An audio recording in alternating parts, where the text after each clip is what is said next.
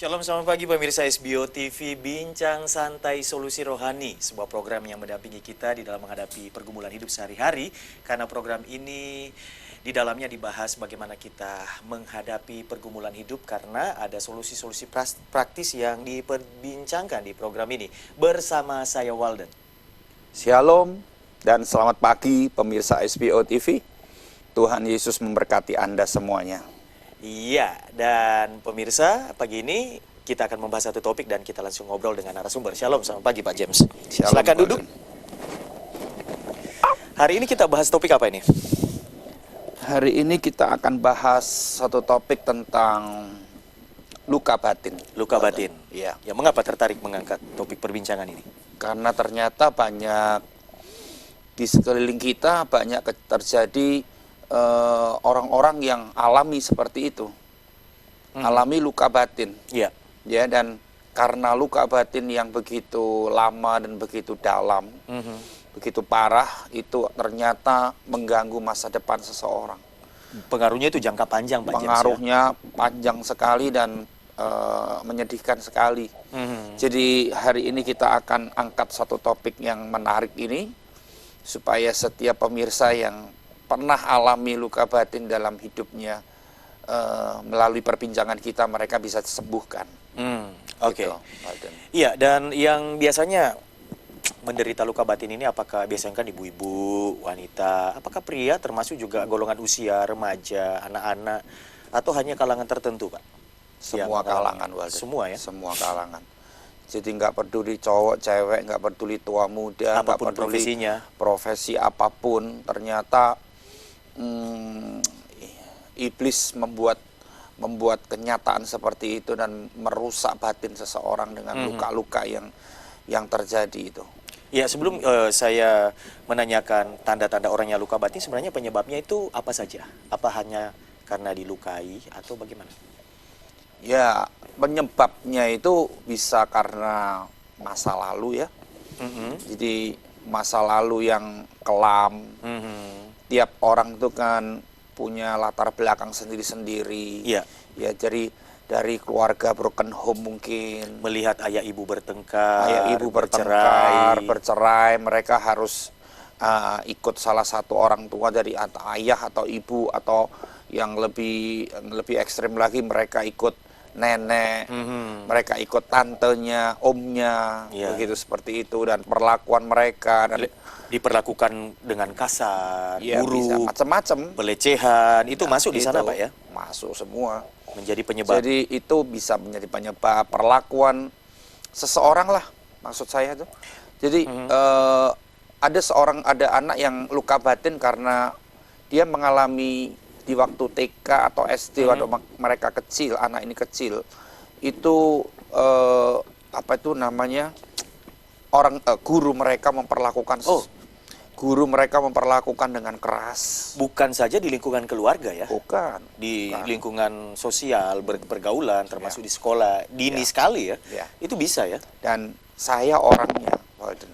Nanti saya di segmen berikutnya akan ceritakan bagaimana pengalaman saya dulu dengan waktu masa kecil saya, hidup dengan luka batin yang begitu dalam, ya, sehingga mempengaruhi masa-masa depan saya akhirnya begitu waktu itu gitu.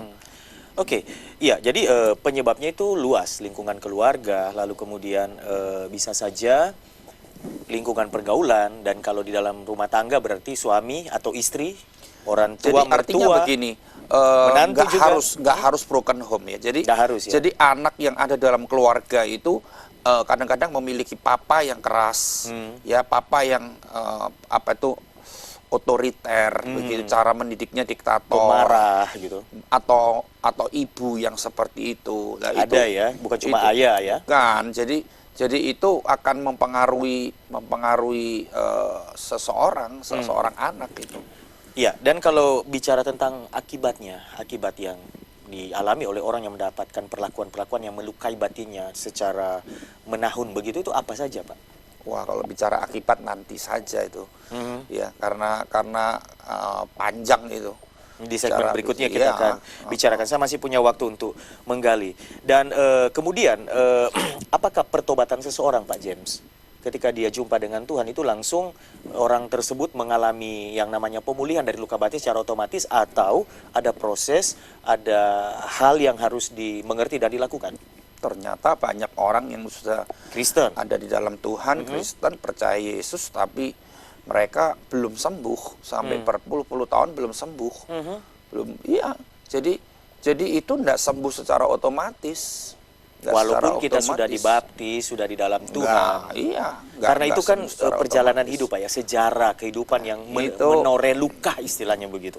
Kalau orang tuh nggak ngerti, banyak orang yang luka batin, tapi dia nggak ngerti kalau dia tuh ngalami luka batin. Nggak Itu sadar yang gitu ya. nggak, yang itu yang parah. Jadi kalau kita tahu bahwa apa itu namanya, kita sakit ya, tapi kita nggak merasa kalau diri kita sakit, mana mau kita pergi ke dokter, ya kan? Jadi itu yang pokoknya. Jadi Oke. banyak orang ngalami luka batin, tapi dia nggak merasa kalau dia seperti itu. Akhirnya terus-menerus dia hidup di dalam luka batin. Nah, wow. Dan akhirnya orang-orang di sekitarnya juga menjadi korbannya, begitu kan, Pak? Oh, Ya, iya. dilukai. Oke, iya. Sesaat lagi kita akan lanjutkan di segmen berikut. Kira-kira akibat dari seseorang yang luka batin itu apa? Dan kalau Anda hari ini sedang mengalaminya, tentu saja kita sedang menjawab apa yang menjadi kebutuhan Anda di dalam menghadapi pergumulan yang selama ini tidak Anda sadari, yaitu Anda luka batin dan mungkin melukai orang lain. Di segmen berikut, jangan kemana-mana, tetap di Bincang Santai Solusi Rohani bersama saya, Walden.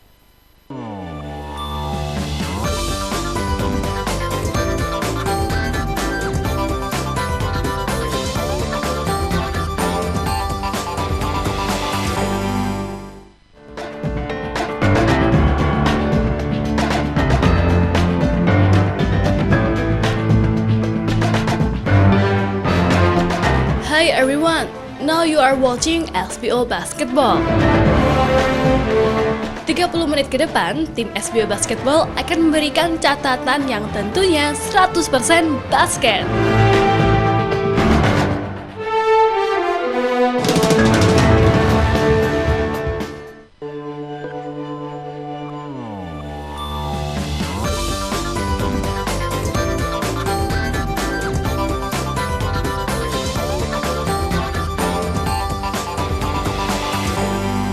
Iya, masih bersama saya Walden, pemirsa SBO TV, dan kita masih di Bincang Santai Solusi Rohani, masih bersama dengan narasumber Bapak Pendeta James Ong, dan hari ini kita membahas tema luka batin, penyebab dan solusinya. Pak James, tadi penyebabnya banyak sekali, lingkungan keluarga, ternyata juga lingkungan sekolah, pasti bisa juga itu penyebabnya adalah pimpinan kepada bawahan, lalu banyak hal. Tapi saya tertarik bahwa Bapak pernah mengalami luka batin ketika Bapak prasekolah ya, di TK kalau tidak salah tadi Bapak sempat singgung, bisa diceritakan? Begini, awal cerita itu, awal kejadiannya itu saya nggak ngerti tahun berapa. Maksudnya itu umur berapa pasnya, tapi di usia TK belum terasa, SD mulai. Saya itu berperilaku yang aneh.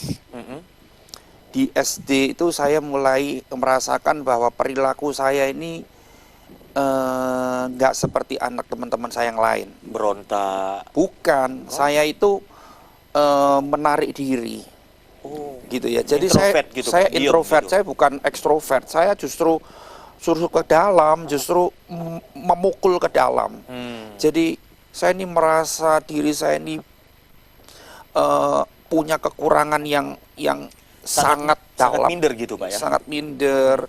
Terus perilaku saya ini pemalu, ya, perilaku saya ini nggak berani tampil, nggak berani berkomunikasi dengan teman-teman saya. Terus saya ini perilaku saya ini rada aneh. Kalau anak-anak kecil yang lain cowok itu biasanya itu apa tuh namanya, main ini, main itu, main mobil-mobil, main ini, main gitu kan. Pistol, tembakan, perang-perangan. gitu. Nah, saya nggak pernah mau main kayak gitu-gitu. Bapak main apa? Saya itu dari kecil itu, saya itu cuman cari, apa itu namanya, kertas-kertas yang bekas begitu. Ya toh? Terus dijual kiloan gitu tuh? Bukan. Saya itu waktu itu saya kertas-kertas tuh kayak saya menilai, Coret-coret. saya menilai kayak guru menilai ulangan gitu loh. Oh. Seorang guru menilai ulangan murid-muridnya di Oret-oret. oret-oret dinilai 8, 7, 6. Berimajinasi menjadi seorang guru begitu. Nah, saya itu seperti itu dan Dan saya asik banget sendiri. saya nggak gitu. suka. Saya sama orang tua saya suruh main mobil-mobilan, suruh main tembak-tembakan, saya nggak suka itu. Dan akibatnya mereka merasa kok saya aneh. Kebiasaan saya aneh, nggak seperti layaknya anak kecil. Dari situ saya mendapatkan tekanan-tekanan. Dituntut kan? Kamu nggak boleh begitu, nggak boleh Karena iya, begini. karena begitu. Karena saya nggak seperti normal, nggak normal gitu ya. Saya bahkan saya ditekan Tekan. dengan kata-kata, dengan tuntutan, dengan marah, dengan Kata-kata cemoohan dan kasar mungkin ya. sebagainya. Seperti itu. Tambah Dan justru Justru membuat kalau saya di sekolah, waktu istirahat, semua anak-anak main bola di lapangan, di halaman sekolah saya di dalam sendiri. oret-oret. Merenung, kadang-kadang tidak ada yang dioret-oret, merenung, melamun sendiri, merenungi nasib anak kecil loh, ngerti ya? Usia SD ya? Dan itu membuat sebuah bekas yang dalam di hati saya, di batin saya, sehingga akhirnya tambah lama, tambah kelas 3 SD, 4 SD, 5 SD, 6 Itu SD, terus? hidup saya itu dipenuhi dengan olokan teman, dengan gojlokan teman, dengan sindiran, dengan ejekan, semua itu. Ya, oke, Jadi Bapak. hidup saya itu penuh warna hidup saya itu dengan seperti itu. Kapan Bapak menyadari bahwa Bapak sebenarnya terluka? Lalu Nggak ngerti saya terluka. Zaman dulu nggak ada istilah luka batin. Zaman dulu nggak ada pelayanan konseling di gereja. Nggak ada Apalagi untuk seperti anak-anak, itu. kan? Nggak ada. Saya ngerti luka batin itu baru sekitar SMA. Bagaimana Bapak bisa pulih dari keadaan yang seperti itu? Wow, saya pulih susah banget itu. Bertahun-tahun. Akibatnya SD hancur gitu, SMP saya bodoh.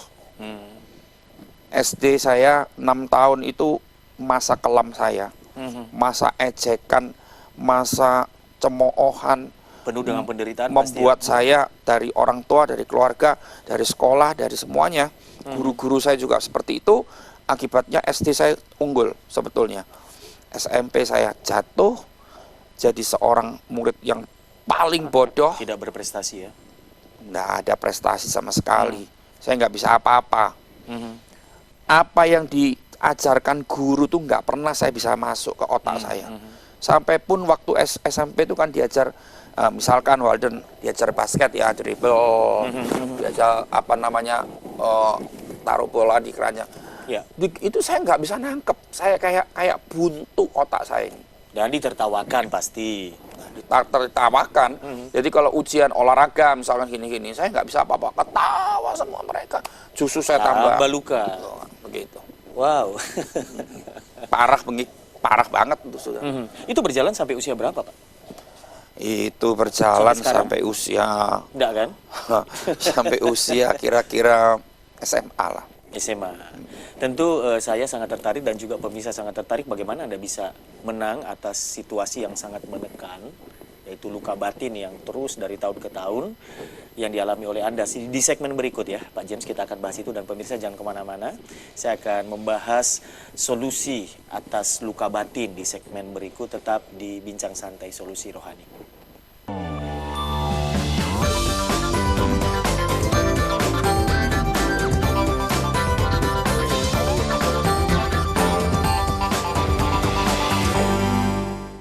Mujizatnya menyembuhkan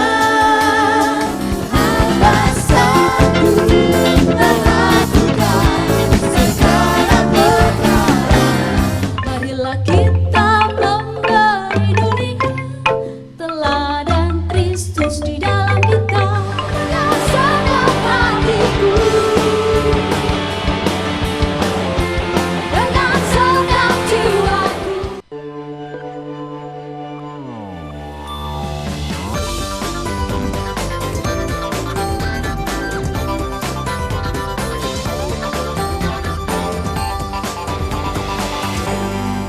Ya, pemirsa SBO masih di Bincang Santai Solusi Rohani. Saya Walden masih terus temani Anda, dan hari ini luka batin, penyebab dan solusinya adalah tema yang saya terus perbincangkan dengan narasumber Bapak Pendeta James Ong, Gembala GBI Muhammad Rajani. Beliau bersaksi tentang masa kelam sejak usia SD, SMP, dan SMU ya tadi. Beliau mengalami pertolongan Tuhan dan bebas dari luka batin. Bagaimana kisahnya, kita akan lanjutkan perbincangan. Pak James, tadi Bapak di segmen pertama mengatakan bahwa seorang yang luka batin kadang tidak sadar bahwa dia terluka. Begitu dia sadar, maka dia akan mencari pertolongan. Apakah itu yang dialami oleh Anda, kemudian Anda mengalami pertolongan, begitu? Saya nggak sadar karena nggak mengerti. Maksudnya nggak mengerti kalau itu sebuah penyakit di batin saya. Sebuah begitu. luka ya. Sebuah luka gitu. Jadi saya tahu itu baru terungkap baru ketika saya setelah SMA. Waktu SMP, SMA saya sudah tumbuh menjadi seorang remaja yang sensi banget. Sensitif. Gitu. Tersinggungan banget. Saya pemarah. Saya itu nggak bisa dengar kata-kata yang sedikit menyinggung perasaan saya. Waktu SD saya sudah 6 tahun, itu saya sudah syarat dengan kata-kata yang menyakitkan. Tapi anak kecil kan nggak bisa apa-apa, Ya. nggak punya kekuatan, nggak punya kemampuan. Begitu SMP, Ketika SMA, SMP, SMA, saya sudah merasa besar, mulai sedikit-sedikit marah, sedikit-sedikit marah. Saya jadi pemarah, saya jadi orang tersinggungan, saya jadi sampai sama orang tua, sama ayah saya terutama, saya berontak. Saya berani lawan dia di depan orang, bangga saya memiliki keberanian seperti itu, bangga. Bangga begitu. Jadi marah sama orang tua beludak gitu. begitu ya. Nah, Puas gitu, ada kepuasan gitu ya, Ya. karena terlampiaskan begitu. Terus akhirnya setelah lulus SMA saya pernah pergi ke sebuah camp anak remaja, Semacam retreat begitu. retreat anak remaja. Ya, di situ mulai dibahas soal Luka batin. luka batin dan tanda-tandanya, Walden, Ya. dan ciri-cirinya. Dan Ternyata kok 100% itu kok ada ya? semua ciri-cirinya itu persis saya. Tanda-tandanya persis saya. Wow, saya akhirnya melek mata saya dan akhirnya saya bilang sama Tuhan, Tuhan, kalau memang aku ngalami luka batin, aku mau sembuh. Dan akhirnya Dilayani secara khusus. didoakan hari itu nggak langsung sembuh. Proses. Ya, proses sembuhnya itu bertahun-tahun dengan sebuah pertolongan seorang kakak rohani bagi saya dan perjuangan diri saya sendiri. Saya mau komitmen dengan diri saya bahwa saya bukan seperti yang saya sekarang. Ya. Seperti Jadi pribadi itu. yang baru, yang diperbarui dalam Tuhan. Iya, Pak James, kira-kira langkah awal untuk seseorang bisa keluar dari luka batin sudah menyadari apa memang harus dilayani secara khusus oleh orang lain, dalam hal ini mentor rohani begitu? Harus. Nggak bisa sendiri ya? Nggak bisa. Seperti seorang yang sakit, dia harus tangani oleh seorang dokter ahli. Ya, kalau dia cuman minum obat seadanya, Resep sendiri gitu ya? nggak mungkin bisa menjawab kesembuhan tubuhnya. Sama aja dengan seorang yang luka batin, dia nggak bisa dengar khotbah begini, dengar firman dari seorang pendeta, Lalu- dan berdoa sendiri langsung sembuh sendiri. Nah, itu nonsens. Karena itu kan menyangkut sesuatu yang bertahun-tahun telah mengakar gitu kan lukanya Iya. itu. Jadi itu akarnya harus dicabut, harus ditemukan dulu. Dari mana ini? Timbulnya luka ini dari mana? Ya. Kita harus telusuri itu. Ya. Sampai ketahuan akarnya, begitu tahu akarnya dicabut. Ya.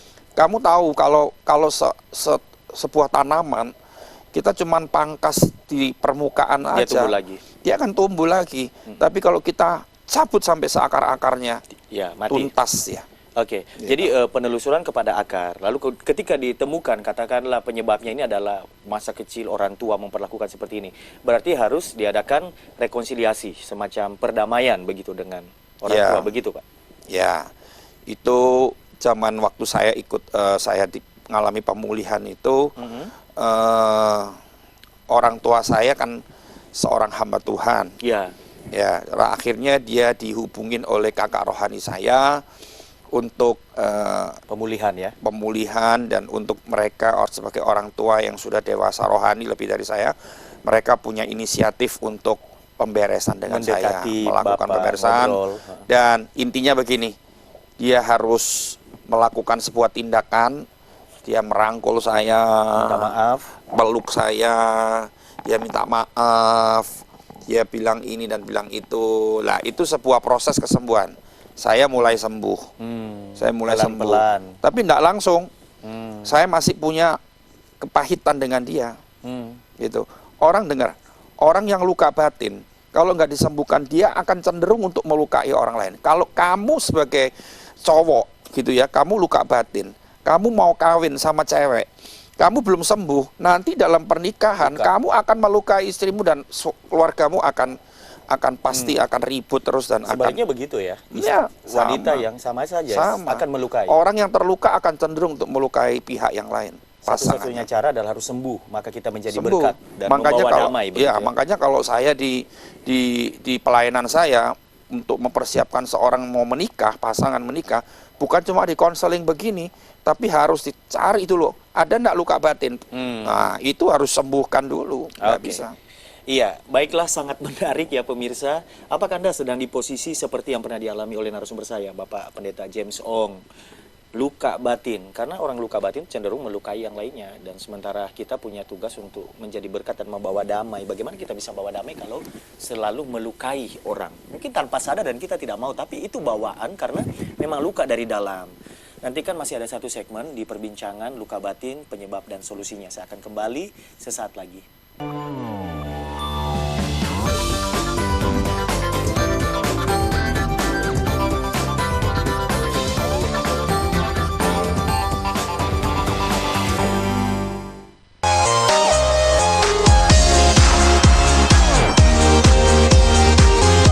Iya, siapa yang nyuruh ngamen sini? Loh, kalau ngamen sini, ya ini ada komunitasnya sendiri mbak di sini, harus izin dulu. Kalau masnya mau ngamen, harus di luar. Iya, soalnya di sini ada komunitasnya sendiri. Masnya kan sudah tahu aturannya.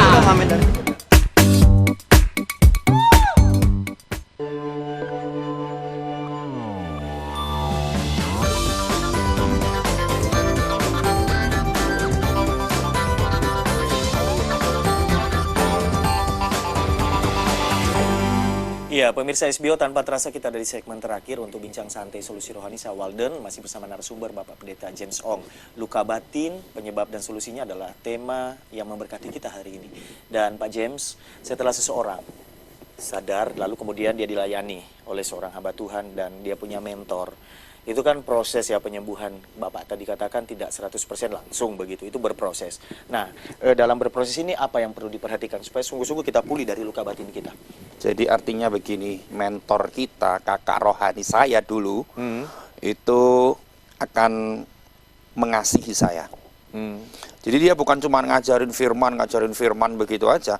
Ya memang diajari firman, saya diajari baca Alkitab firman, bagaimana saya intim dengan Tuhan.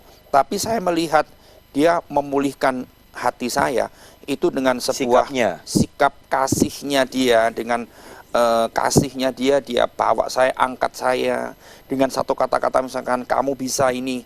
Dia memberikan sebuah kepercayaan dan dia berikan kata-kata motivasi untuk saya bahwa kamu bisa. Dulu kan saya merasa bodoh, saya merasa nggak bisa apa-apa, ini nggak berani, itu nggak berani, iya kan? Tapi dia kasih kepercayaan sama saya, kamu bisa, kamu orang pinter, kamu orang mampu. Ya. Nah itu yang Pasti pelan-pelan Bapak mulai bisa main piano di depan banyak orang begitu. Nah, itu akhirnya saya terima kata-kata itu. Oh ya, aku nih mampu. Kamu berharga di mata Tuhan. Karena apa? Karena bukan kamu kaya, karena bukan kamu cakep, karena bukan kamu pinter, tapi kamu berharga karena Yesus membeli hidupmu dengan harga yang mahal. Berarti peran mentor di sini penting. Wah, penting untuk sekali. pulihnya luka batin itu. Dan saya selalu ucapkan bahwa aku ini berharga di mata Tuhan. Aku ini mulia. Dan apa itu namanya? Saya pulih itu.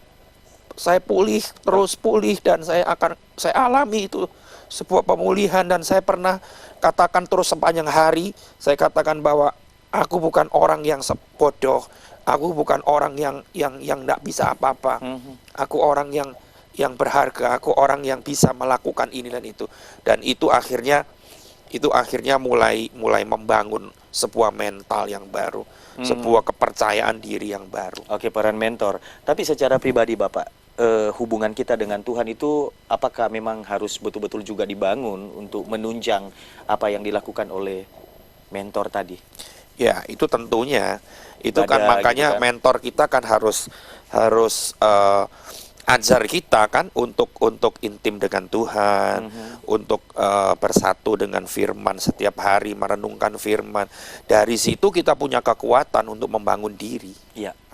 Dari mana kalau kita nggak dari kekuatan Tuhan, dari kekuatan firman, kita lemah terus, rapuh terus. Bagaimana dengan pergaulan di dalam lingkup gereja, pelayanan, komunitas? Apakah itu juga cukup membantu Pak untuk kita Membantu makin banget. pulih? Tapi kadang-kadang komunitas gereja pun kadang-kadang satu dengan yang lain itu kata-katanya, guroannya saling menjatuhkan, guroannya saling. Kalau belum siap mental, Nah, kadang-kadang bisa seperti malah itu. menjatuhkan lagi gitu kan.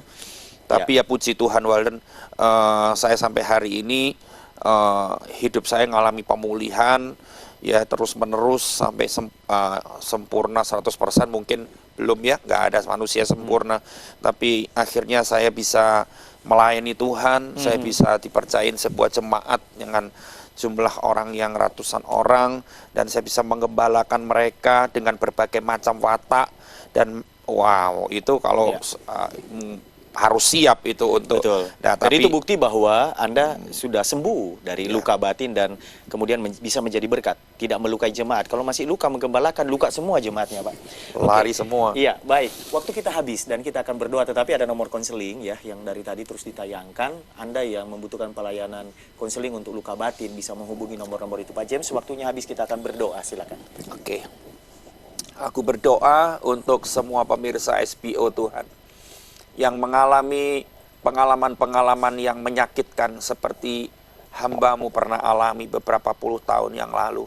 Tetapi kami percaya Tuhan, kalau hamba-Mu bisa sembuh, bisa dipulihkan, kami percaya setiap pemirsa SBO yang alami luka batin, yang sedalam apapun, separah apapun, mereka akan mengalami kesembuhan. Amin. Ketika mereka tahu bahwa ada satu pribadi yang mengasihi, satu pribadi yang menghargai, dan kami benar-benar mulia di hadapan-Mu. Amin. Terima kasih Tuhan untuk perbincangan kami, dan khususnya kami berdoa untuk semua pemirsa SBO, pulihkan luka-luka mereka. Amin. Dan kami yakin dan percaya kasih Kristus yang sejati itu selalu mengalir bagi setiap pemirsa SBO dimanapun mereka berada. Terima kasih Bapa, dalam nama Yesus hamba-Mu berdoa, haleluya.